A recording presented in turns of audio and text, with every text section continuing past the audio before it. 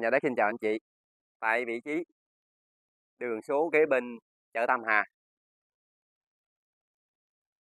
nhà thờ Thánh Khang, gần vị trí này, nhà đất có một căn nhà cấp 4, diện tích 90 m², ngang 6,4 m, dài 14,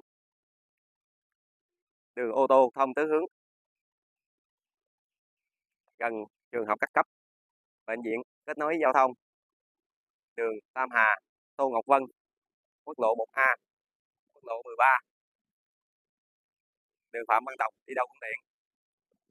Nhà mình hiện tại phù hợp với chị tiếp tục ở hoặc nâng cấp lên thành 4-5 tầng. Hiện nay gia chủ đang chào giá 7,2 tỷ. Anh chị quan tâm đến sản phẩm phù hợp, kết nối với Tam Nhà Đất để mình có sản phẩm phù hợp. Tam Nhà Đất xin cảm ơn anh chị đã lắng nghe.